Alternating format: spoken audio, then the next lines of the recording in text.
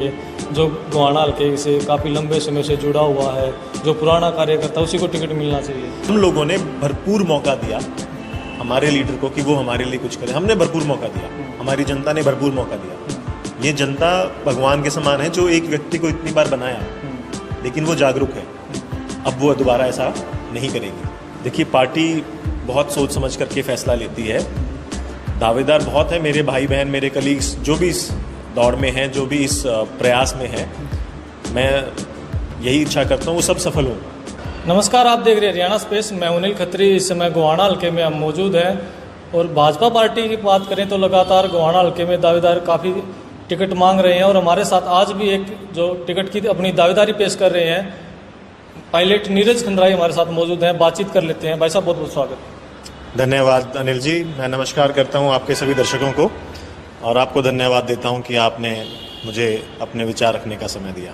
भाई साहब, सबसे पहले तो जो दर्शक जानना चाहूँ आपके बारे में, एक शॉर्टकट में सबसे पहले आप अपने बारे में थोड़ा सा बता दें।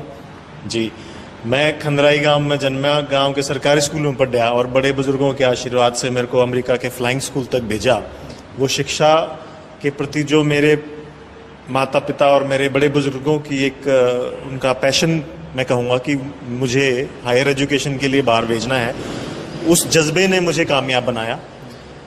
वो शिक्षा ग्रहण करने के बाद मैं मुंबई के बड़े कॉरपोरेट जगत में अपना 15 साल का करियर मैंने जो वहाँ पर लगाया, उसमें बहुत चीज़ें सीखने को मिली और अपने गांव देहात के जो बच्चों को मैं जानता था, जिनको जो मेरे संपर्क में थे, उनको मैंने नौकरी भी अपने साथ में लगाया और आज वो अच्छे से अपनी नौकरियाँ कर रहे हैं और मैं भी अपना आपके सामने आराम से बैठा हूँ।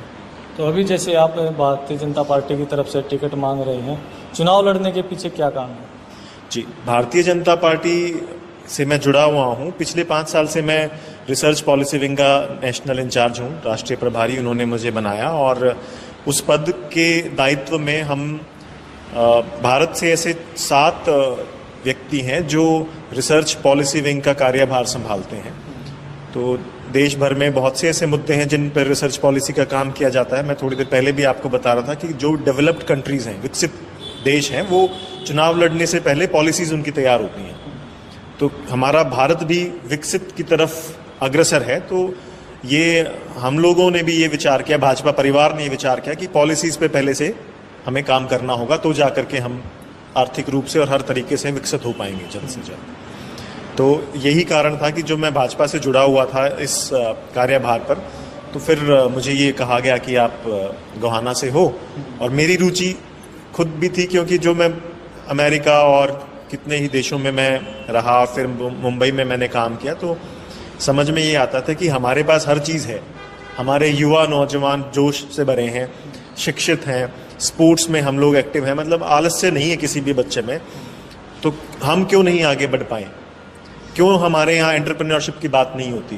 क्यों हम सिर्फ सरकारी नौकरी, ठीक है सरकारी नौकरी भी हमें करनी है, हमें हमारे इसी टैलेंट से हमें ऐसे बच्चे भी निकालने हैं जो एंटरप्रेन्योरशिप की बात करें, जो बिजनेस खड़ा कर सकें, जो आगे भी रोजगार दे सकें।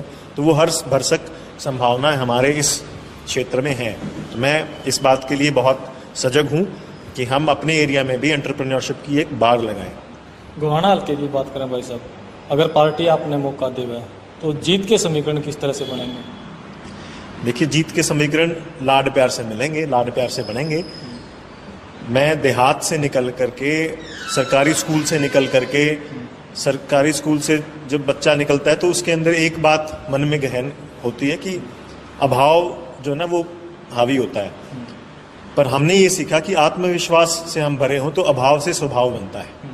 तो अभाव से जब स्वभाव बनता है तो हम लोगों के अंदर एक, मैं कहूँगा कि आत्मज्ञान भी पैदा होता है, जिसके कारण हम जो चाहे वो कर सकते हैं।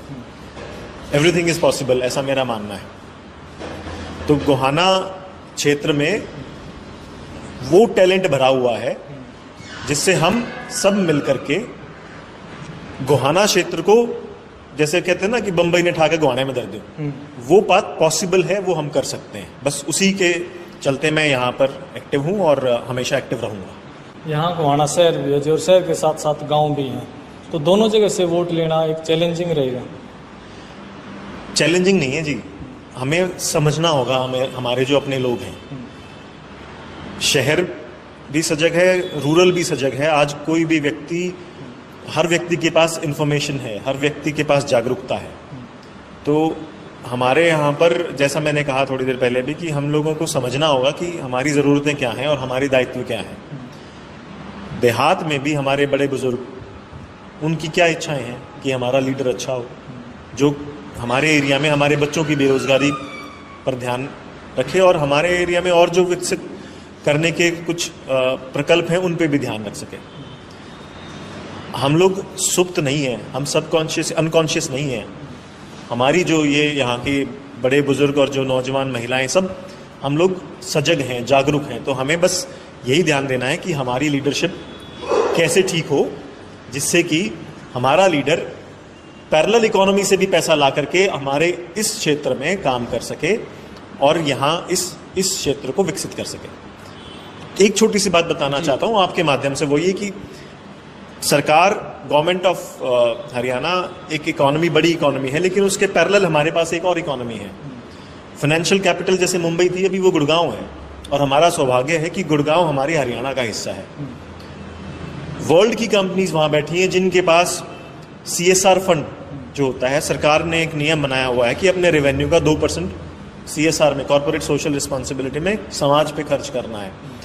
तो वो उस 2% का क्या कुछ भी छोटा सा 0.1% भी हमारे हिस्से में नहीं है, लेकिन हमारे यहाँ से कोई जाता नहीं उनके दरवाजे खटखटाने के लिए। तो यदि हमारा लीडर स्ट्रांग है तो कोई भी कंपनी उनको मना नहीं कर सकती लीडर को वहाँ इस बात के लिए। All the companies, not only in India, but हमने देखा भी होगा बिल गेट्स से भी कितनी कंपनीज, ये US से बिल गेट्स कितनी कंपनीज यहाँ आती हैं CSR में काम करने के लिए। लेकिन हमारी तरफ से, हमारे एरिया से जाके कोई बताने वाला होना चाहिए कि ये भी एक क्षेत्र है जहाँ पर नौजवान टैलेंट से भरे हुए हैं और यहाँ पर भी CSR के माध्यम से कुछ काम किया जा सके। आपने अपना विजन बताया सर गोहाना को लेकर, लेकिन जिस तरह से बात करें पार्टी में जो दावेदार हैं जी, पार्टी इस बार क्या ध्यान में रखकर टिकट देगी? काफ़ी दावेदारों की संख्या है, काफ़ी लंबे समय से यहाँ लोग काम भी कर रहे हैं। देखिए, पार्टी बहुत सोच समझ करके फैसला लेती है।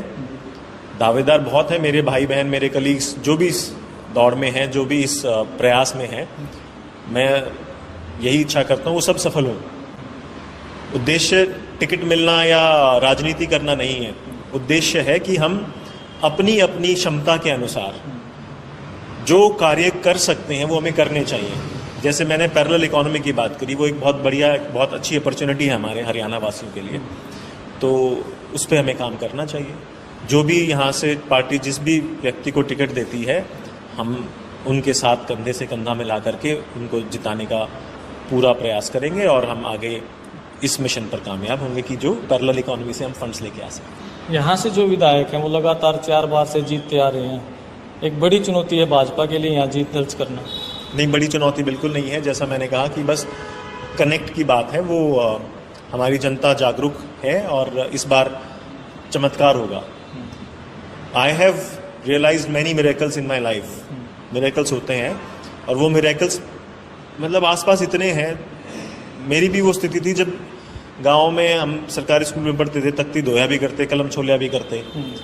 That kind of phase I have seen in my life. उसके बाद फिर जो कॉरपोरेट्स में भी नौकरी की, US में भी रहे, परमात्मा ने पैसे से भी खूब आशीर्वाद दिया। तो उस सब बातों से ये समझ में आया कि कॉन्फिडेंस हो और नेक नियति हो तो हर चीज़ संभव है, हर चीज़ संभव है।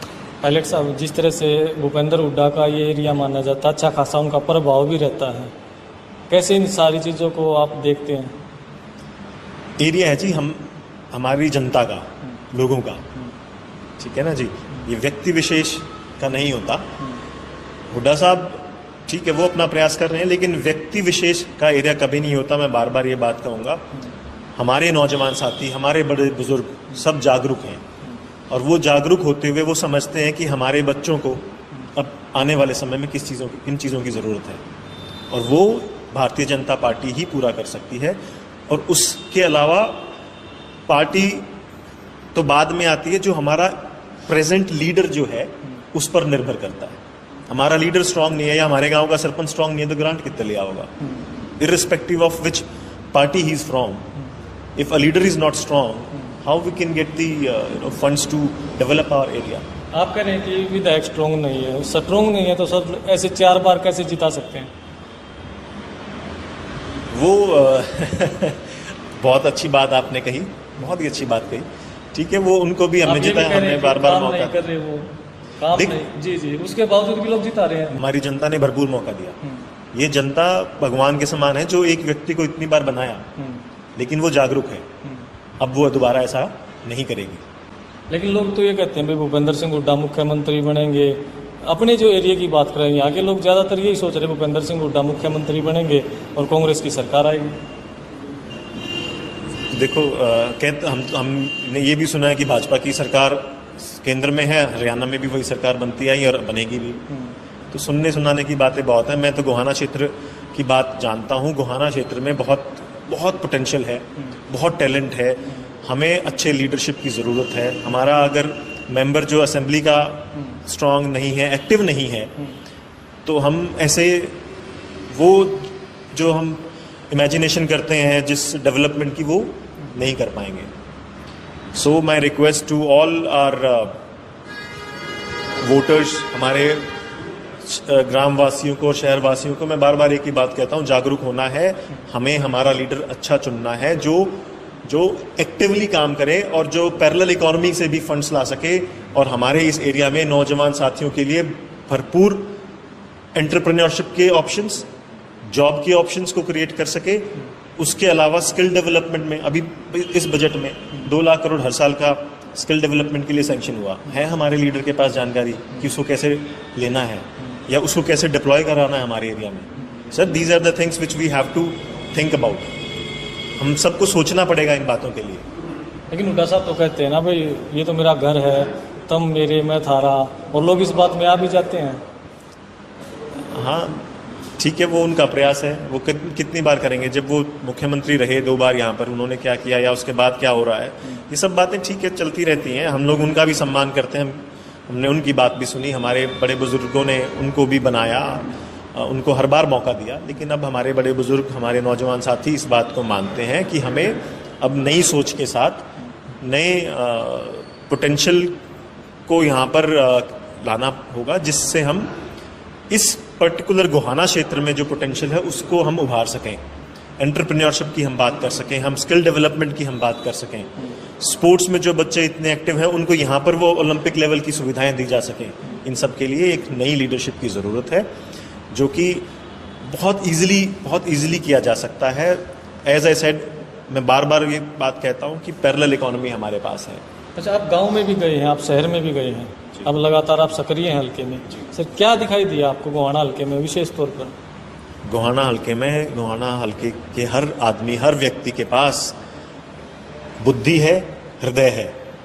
दिमाग से भी बहुत शार्प हैं, बहुत इंटेलिजेंट है, और हृदय से भी बहुत संत प्रवृत्ति के हैं, छाती के लाले हैं।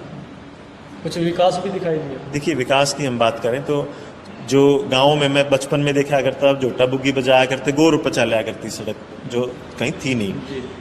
आज गोर भी पक्की हो रही हैं, इतनी सड़कें बन गई देहात में, ऐसा स्मूथ हो गया। नहीं तो पहले क्या था कि गाड़ियाँ के शॉकर ख़राब हो जाएं, ऐसे सिचुएशन हुआ करती। आज आप देख लो, ये हर व्यक्ति जानता है कि गांव की सड़कों का क्या सिचुएशन है। तो रोड इंफ्रास्ट्रक्चर जब मजबूत होता है तो देश की तरक्की होती है।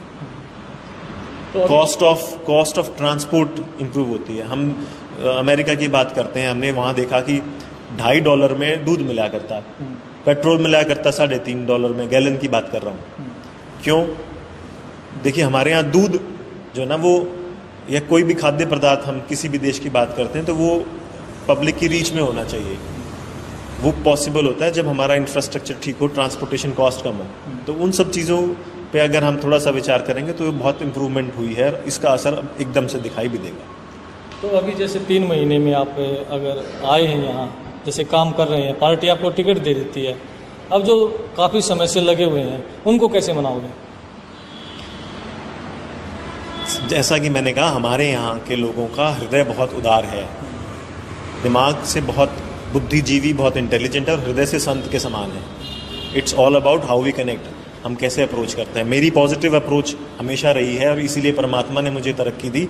वही पॉजिटिव अप्रोच से मैं जब हर एक आदमी से मिलूंगा, हर एक व्यक्ति विशेष से मिलूंगा, तो मुझे नहीं लगता कि कोई मुझे नकारात्मक तरीके से देखेगा। लेकिन आपकी पार्टी के जो लोग हैं वो तो कह रहे हैं कि भी नए आदमी को टिकट नहीं देना चाहिए, जो गोहाना हल्के से काफ़ी लंबे समय से जुड़ा हुआ है, जो पुराना कार्यकर्ता उसी को टिकट मिलना चाहिए।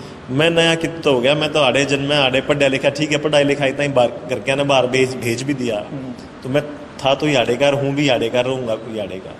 गांव खंदराई में मेरी रिहाइश है। मैं एक और बात मैं आपको बताता हूँ कि व्यक्ति जहाँ जन्म लेता है घूम फिर के चाहे 7 समंदर तक कितने भी घूम खा जा, आता अपने गांव में ही है। मैं तो अभी नौजवान हूँ सर, पढ़ाई लिखाई करके ही तो आज यहाँ हूँ। इस आयु में, इस पैशनेट अवस्था में मैं अगर यहाँ पर जुटता हूँ तो सर मेरे पास कितना लंबा समय है अपने क्षेत्र के लिए काम करने के लिए। तो मैं नहीं कह रहा सर, आपकी पार्टी के जो टिकटार्थी हैं वही कह रहे हैं। कोई बात नहीं, वो तो सबके अपने विचार हैं और सबके अच्छे विचार हैं। और जो आपने कहा मैं उस बात का मैंने जवाब दिया कि मैं नया हूँ ही नहीं, मैं यहीं का हूँ, यहीं मैंने जन्म लिया और यहीं मैं पला बढ़ा। हम तीज त्यौहार ब्याह शादी सारी हमारी यहीं होती है। मान्यताएं हैं, दिए जलाने होते हैं दिवाली पे, हम चाहे अमेरिका में बैठे हों लेकिन दिवाली पे दिया जलाना है तो यहीं आते हैं। तो बड़े बुजुर्गों ने बहुत अच्छे संस्कार दिए हैं, बहुत लाड प्यार दिया है और उसी की वजह से हम यहीं नहीं, मुंबई में भी रहे या विदेश में भी रहे तो अच्छा नाम कमा पाए, उन्हीं के आशीर्वाद से। भाई साहब, टिकट मिल गई, चुनाव लड़ोगे, टिकट नहीं मिला तो फिर क्या करोगे? जनता के बीच में रहना है, जनता के बीच में रहेंगे और अपने जो नौजवान साथी हैं उनके लिए कुछ अच्छा करने की जो सोच है वो करते रहेंगे। गोहाना में रहेंगे? मैंने बताया खंदराई मेरी रिहाइश है, मैं वहीं रहूँगा। मेरे माँ पिताजी का जी नहीं लग गया था बॉम्बे में थे। क्योंकि ऐसा अक्सर होता है, जब भी चुनाव होता है बहुत सारे टिकटार्थी आते हैं लेकिन बाद में फिर कोई दिखाई नहीं देता 5 साल। एकदम सही कहा आपने, ऐसा होता है। लेकिन मैं तो क्योंकि यहीं का हूँ, यहीं रहा हूँ, तो मैं यहाँ से कहाँ जाऊँगा? मैं यहाँ से नहीं जा सकता। नौकरी मैंने छोड़ दी थी क्योंकि अपने आयु में 15 साल जो मैंने कॉरपोरेट में लगाया, डिफरेंट मल्टीनेशनल कंपनीज में मैंने काम किया। तो मेरा लास्ट असाइनमेंट रिलायंस इंडस्ट्रीज़ में था। अनंत अंबानी जी के साथ मैं क्लोजली काम करता रहा। वो भी जब मैंने रेजिग्नेशन दिया तो मैंने रेजिग्नेशन एक्सेप्ट नहीं किया था उन्होंने 4 महीने। तो हमने वो लाड प्यार कमाया है, वो उस लाड प्यार को हम अपनी प्रेरणा मानते हैं और अपनी नौकरी और अपना व्यवसाय हम सब अच्छे से करके अपने ही क्षेत्र में रह करके अपने लोगों का लाड प्यार पाना है और उसके अलावा कोई और इच्छा नहीं है। तो पार्टी अगर विश्वास जताती है, टिकट देती है, फिर गोहाना के मूल में पाट दोगे कि नहीं? देखो जी, इसमें कोई डाउट ही नहीं है, कोई संदेह ही नहीं है। मैं बार बार एक ही बात कहता हूँ, जब मैं यहाँ था सरकारी स्कूल में दलिकड़ के इतना बड़ा बना दिया मेरे बड़े बुजुर्गों ने, तो यह क्या बात है? ये भी बहुत आराम से, बहुत ईजिली हम इसको